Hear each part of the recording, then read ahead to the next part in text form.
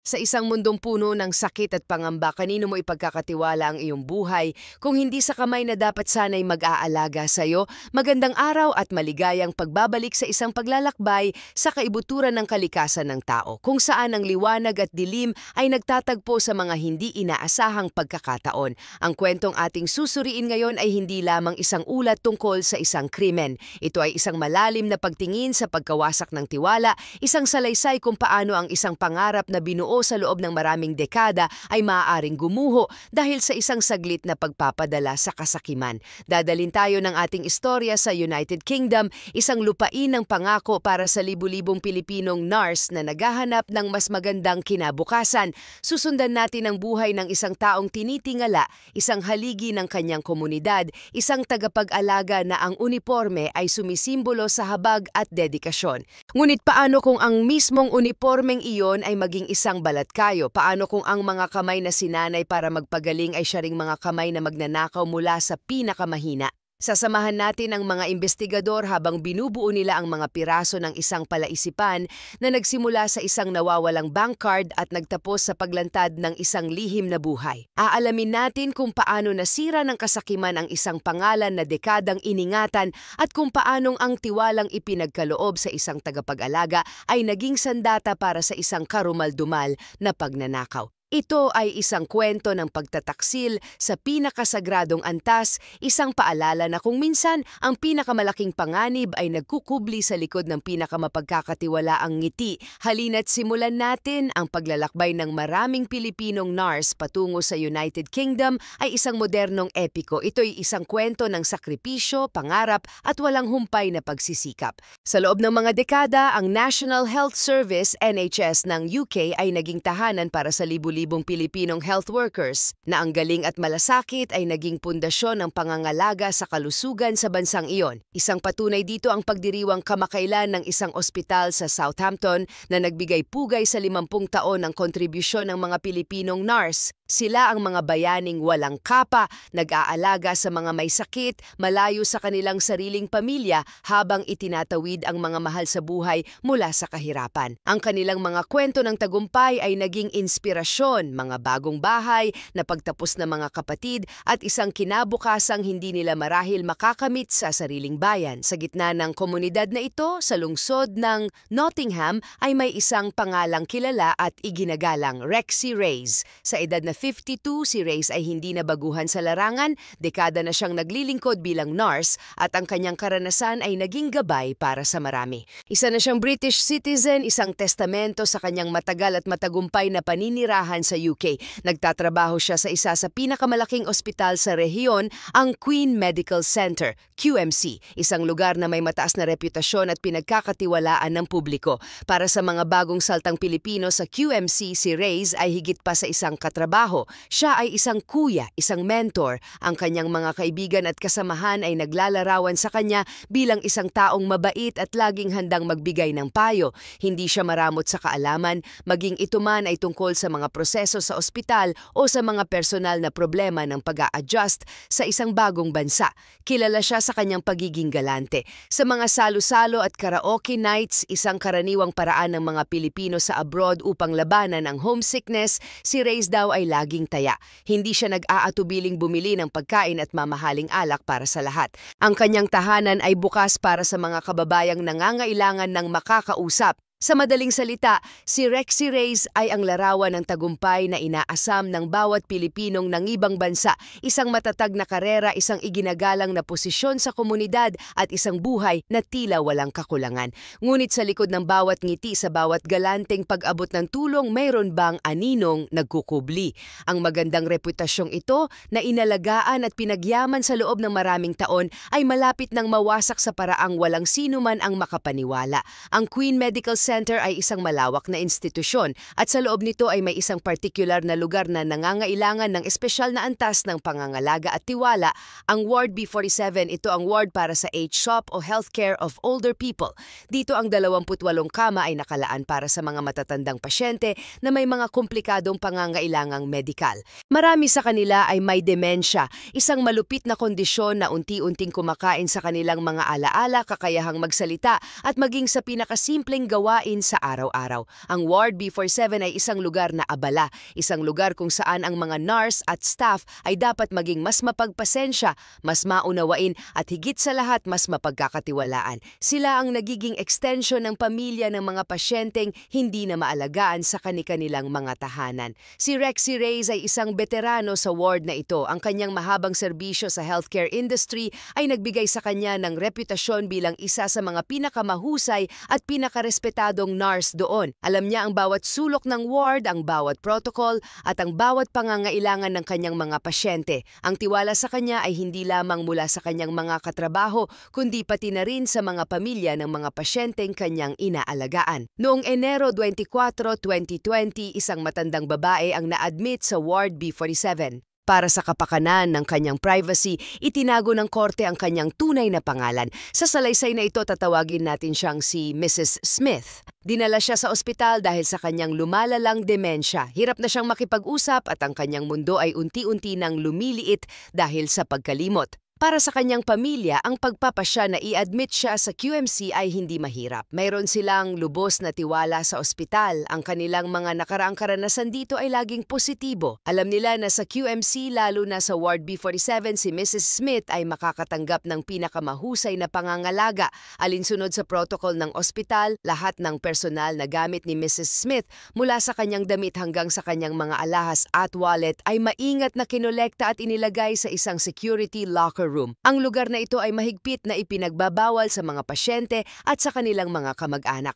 Tanging ang mga autorisadong staff ng Ward B47 kasama na si Rexy Reyes ang may access dito. Ito ay isang sistema na idinisenyo para protektahan ang mga ari-arian ng mga pasyenteng dahil sa kanilang kondisyon ay hindi na kayang pangalagaan ang kanilang sarili. Ipinagkatiwala ng pamilya ni Mrs. Smith ang lahat sa sistema sa ospital at sa mga taong tulad ni Reyes. Hindi nila alam na ang tiwalang iyon ay magiging isang paanyaya para sa isang krimen na magaganap sa loob mismo ng sagradong lugar ng pag-aaruga. Sa katahimikan ng ward, sa ilalim ng artipisyal na liwanag ng ospital, isang desisyon ang binuo sa isipan ni Reyes. Isang desisyong babago sa lahat. Sa loob ng locker, sa gitna ng mga damit at personal na gamit ni Mrs. Smith, naroon ang kanyang wallet. At sa loob ng wallet, naroon ang kanyang debit card. Ngunit meron pang isang bagay na kritikal, isang maliit na piraso ng papel kung saan isinulat ng kanyang pamilya ang kanyang personal identification number o PIN. Ito ay isang praktikal na solusyon para sa isang taong makakalimutin, isang paraan upang matiyak na magagamit niya ang kanyang pera kung kinakailangan.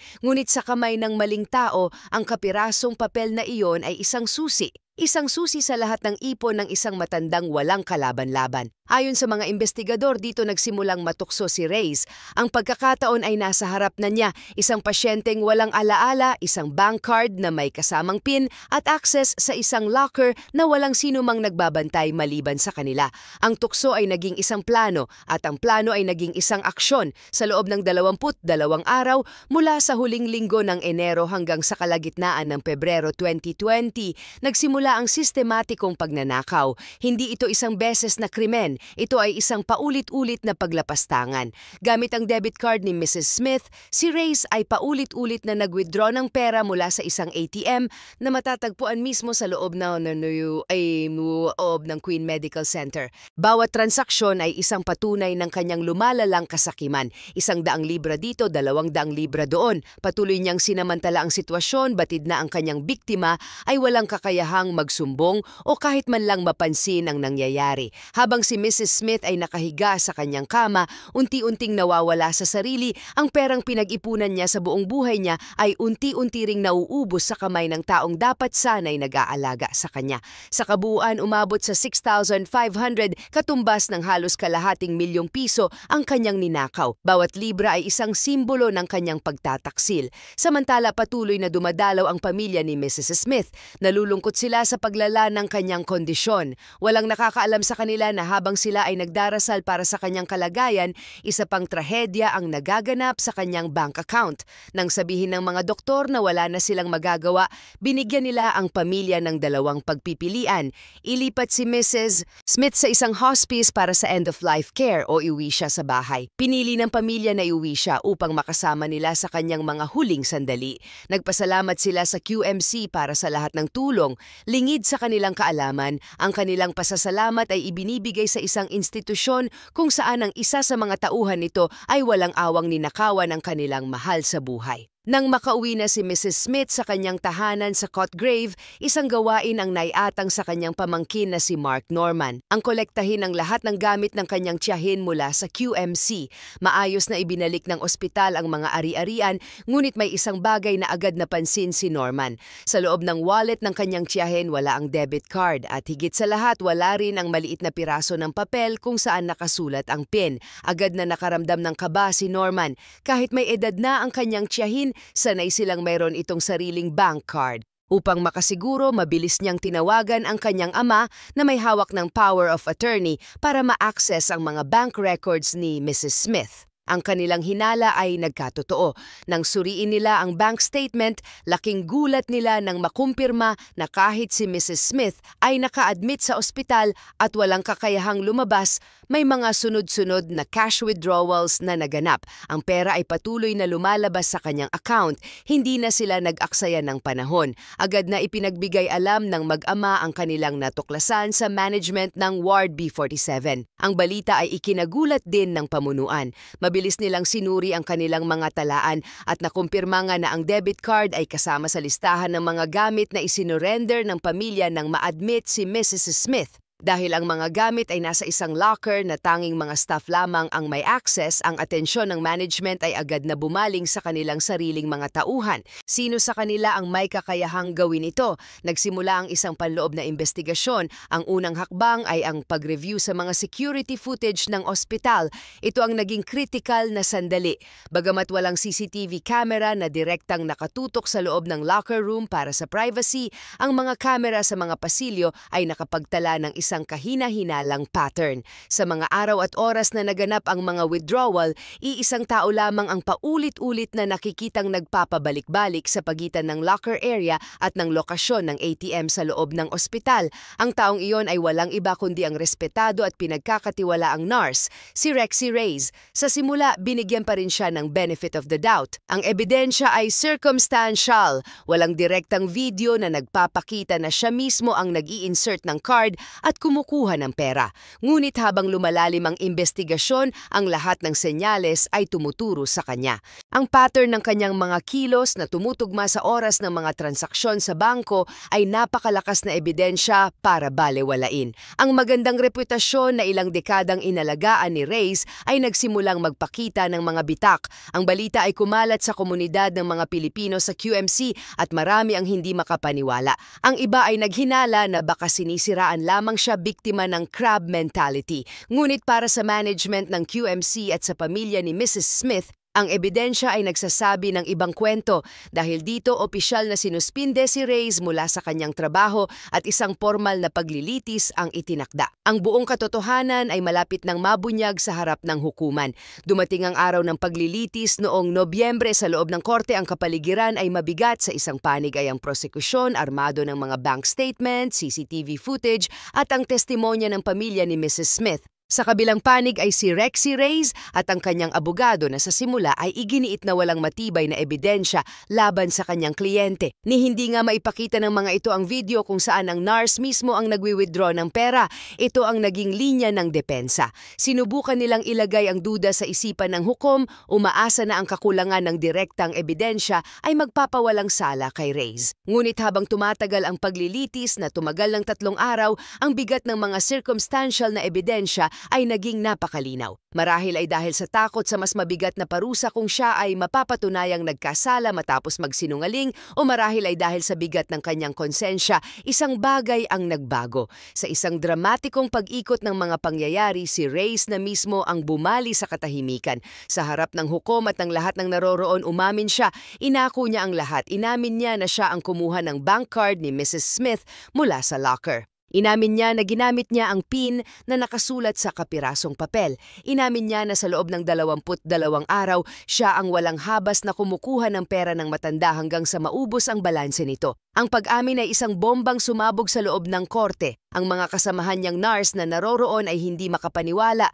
Ang taong kilala nilang mabait, matulungin at galante ay isa palang magnanakaw. Ang pag-amin ni Reyes ay nagbukas ng pinto sa mas maraming katanungan. Bakit niya ito ginawa? Isang taong may magandang sahod at matatag na trabaho, bakit siya magnanakaw mula sa isang pasyenteng may demensya? Dito na pumasok ang mga komento at teorya mula sa mga taong nakakakilala sa kanya. Ang kanyang pagiging galante ay biglang nagkaroon ng ibang kahulugan. Ayon sa isang komento, kaya naman pala daw galante at mahilig itong bumili ng mga pagkain at alak tuwing may salo-salo at karaoke night ay dahil sa nakaw nitong pera. Sinundan pa ito ng isa na nagsabing si Reyes ay nakapagpadala ng 4 na balikbayan boxes na puno ng gadgets sa Pilipinas. Siya rin daw ang laging taya sa Jollibee kahit 10 tao pa sila at hindi nagdadalawang isip na bumili ng 18-year-old whiskey. Ang imahe ng isang mapagbigay na kaibigan ay biglang naging imahe ng isang taong nabubuhay sa isang kasinungalingan. Ipinangangalandakan ng yaman na hindi kanya. Sa paglilitis, isa pang katotohanan ang lumabas. Si Reyes ay lubog pala sa utang sa Pilipinas. Ito ang posibleng naging pinakamatibay na motibo, ang desperasyon na bayaran ang mga utang kasama ang pagnanais na mapanatili ang isang marangyang pamumuhay ang nagtulak sa kanya na gawin ang krimen. Hindi siya kleptomaniac na isang mental health disorder. Hindi rin napatunayan na lulong siya sa sugal. Ang pinaksimpleng paliwanag ang siyang totoo. Siya ay biktima ng sarili niyang kasakiman. Bago igawad ang parusa, binigyan ng hukom ng pagkakataon ang pamilya ni Mrs. Smith na magsalita. Sa kanilang victim impact statement, isang masakit na katotohanan ang kanilang ibinahagi. Sa loob ng 3 araw na paglilitis, wala silang nakitang anumang senyales ng pagsisisi sa mukha ni Reyes. Ang sakit na idinulot ng pagnanakaw ay pinalala pa ng katotohanang si Mrs. Smith ay pumanaw na bago pa man maganap ang paglilitis. Hindi na niya nasaksihan ang pagkamit ng hustisya. Para sa pamilya, ang makita ang taong nagpahirap sa kanilang mahal sa buhay na walang bahid ng pagsisisi ay isang karagdagang sampal sa kanilang pagdadalamhati. Sa huli, si Rexy Reyes ay napatunayang guilty sa 2 kaso ng pagnanakaw. Ang parusa 8 buwang pagkakakulong.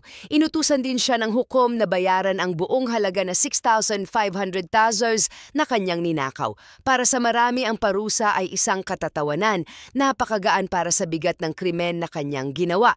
Ang pamangkin ng biktima ay nagpahayag ng kanyang pagkadismaya. Sinabing duda siyang mababayaran sila ni Reyes lalo na't nalaman nilang baon ito sa utang. Ang pangarap ni Reyes sa UK ay nagtapos sa isang selda ng bilangguan. Ang kanyang pangalan ay naging sinonimo ng kahihiyan at ang tiwala ng komunidad sa kanilang mga tagapag-alaga ay nagkaroon ng malalim na lamat. Ngunit ang kaso ni Reyes, gaano man kasama, ay hindi pala nag-iisa. Sa ibang bahagi ng UK, isang mas malaking kwento ng pagtataksil ang malapit na ring. Kung ang kaso ni Rexy Reyes ay isang kwento ng isang veteranong nurse na naligaw ng landas, ang susunod na kaso ay tungkol sa isang mas batang nurse na ang ambisyon at tagumpay ay tila walang hangganan. Hanggang sa malantad ang katotohanang lahat ng iyon ay itinayo sa pundasyon ng panlilinlang. Kilalanin natin si Kelvin Ramasta. Ang kanyang kwento ay ang ehemplo ng Filipino Dream. Isang masipag na mag-aaral mula sa Our Lady of Fatima University, nakuha niya ang kanyang lisensya bilang nurse noong 2016. Nagtrabaho siya bilang isang emergency room nurse sa isang pampublikong ospital sa Rizal at nagkaroon pa ng part-time job sa National Kidney and Transplant Institute. Ang kanyang kasipagan ay hindi matatawaran. Noong 2020, tulad ng libu-libong iba pa, nag-apply siya para magtrabaho sa ibang bansa, dala ang pangarap ng mas magandang buhay. Dahil sa kanyang malawak na karanasan, mabilis siyang natanggap sa Cambridge University Hospital, isa sa mga pinakaprestihiyosong ospital sa UK. Ito ang simula ng kanyang mabilis na pag-angat. Sa Cambridge, hindi siya hindi siya nahirapan mag-adjust. Napakaraming Pilipinong nurse doon at ang kanyang galing ay agad na napansin. Ang kanyang pamilya sa Pilipinas ay labis na ipinagmamalaki ang kanyang narating. Ngunit ang pinakamalaking taga-suporta niya ay ang kanyang asawa, si Kim, isang Pilipinang mula sa Batangas. Sa loob lamang ng ilang taon, ang buhay ni Ramasta ay naging isang picture-perfect na istorya na madalas makita sa social media. Masaya niyang nadala ang kanyang mag-ina sa UK. Doon na rin isinilang ang kanilang kanilang pangalawa at bunsong anak. Ang kanyang sahod at mga benepisyo ay sapat upang maibigay ang lahat ng pangangailangan ng kanyang pamilya. Ang kanilang mga social media account ay puno ng mga larawan ng masasayang paglalakbay, mga salo-salo kasama ang mga kaibigan at isang buhay na puno ng luho at kaginhawaan. Siya ay isang ama at asawang nagtagumpay. Nakakapagpadala pa siya ng mga balikbayan boxes sa kanyang pamilya sa Rizal. Ang buhay ni Kelvin Ramasta ay ang buhay na kinaiinggitan ng marami, isang testamento sa kung ano ang maaaring makamit sa pamamagitan ng pagsisikap at determinasyon. Ngunit ang perpektong larawan na ito ay isang malaking ilusyon, isang fasade na pinondohan ng pera mula sa mga pinakamarurupok na pasyente ng ospital. Noong nakaraang taon, isang maliit na pagbabago sa social media ang naging unang senyales na merong problema. Napansin ng mga kaibigan at taga-subaybay na tinanggal ni Kim ang apelidong Ramasta sa kanyang pangalan at ibinalik ito sa kanyang pagkadalaga. Sa una, inakala ng ilan na ito ay simpleng pagbabago lamang ng social media handle. Ngunit noong Abril, lumabas ang mugshot ni Kelvin Ramasta sa mga balita at doon nalaman ng lahat ang tunay na dahilan. Ang pagtanggal ni Kim sa apelido ng kanyang asawa ay hindi isang simpleng bagay. Ito ay isang pagdistansya mula sa kahihiyang malapit ng sumabog. Ang investigasyon laban kay Ramasta ay hindi nagsimula sa isang nawawalang card. Nagsimula ito sa isang mas malaking institusyon, ang bangko. Nakatanggap ang mga autoridad ng isang ulat mula sa bangko tungkol sa kahina-hinalang transaksyon sa bank account ni Ramasta. Isang napakalaking halaga 102,000 katumbas ng halos 7.8 milyong piso ang pumasok sa kanyang account. Ang pera ay hindi pumasok sa isang bagsakan. Napansin ng bangko na sa loob ng 3 buwan, paulit-ulit siyang nagdedeposito ng humigit kumulang 1,077,000 ng regular. Ang mas nakapagtataka, ang pera ay nanggagaling sa mga account ng iba't ibang tao. Nang siyasatin ng mga autoridad kung sino ang mga may-ari ng mga account na ito, na alarma sila. Isa sa mga ito ay pag-aari ng isang 76 taong gulang na lalaki na na-diagnose na may demensya.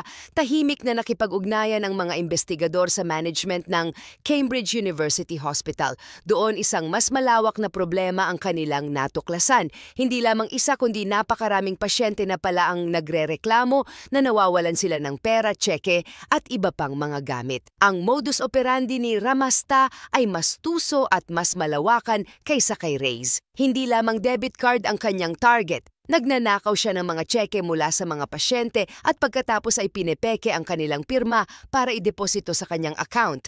Ang karamihan sa kanyang mga biktima ay mga matatanda, mga bedridden at ang ilan ay comatose pa nga, mga taong literal na imposible nang makapirma ng tseke. Ginamit ni Ramasta ang kanilang kahinaan para pondohan ang kanyang marangyang pamumuhay, ang mga mamahaling gamit, ang pagsusugal, ang masasarap na pagkain, lahat ay mula sa nakaw.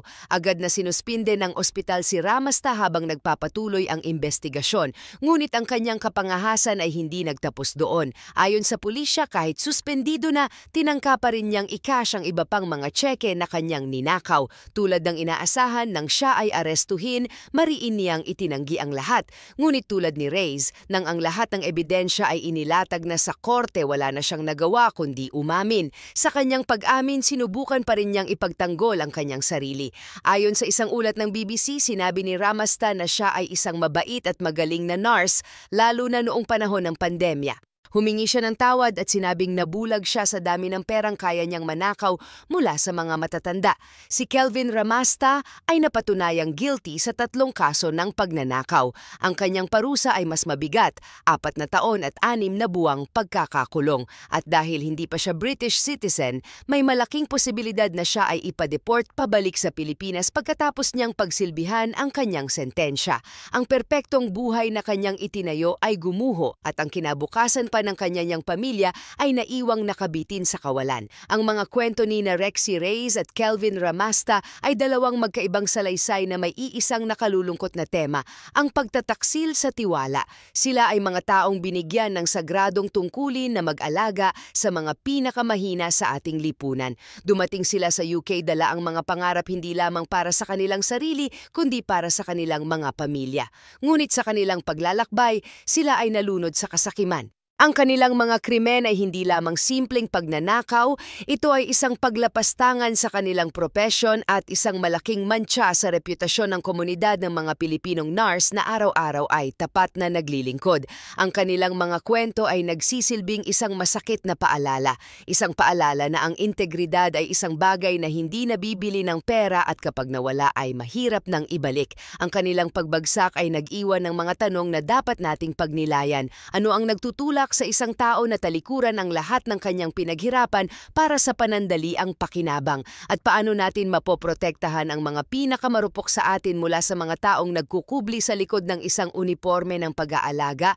Ang kanilang mga kwento ay nagtapos sa bilangguan, ngunit ang epekto ng kanilang mga ginawa sa kanilang mga biktima, sa kanilang mga pamilya at sa kanilang komunidad ay mananatili ng mas matagal. Sa huli, ang pinakamalaking ninakaw nila ay hindi pera. Ito ay ang tiwala, isang bagay na napakahalaga at napakadaling mawasak.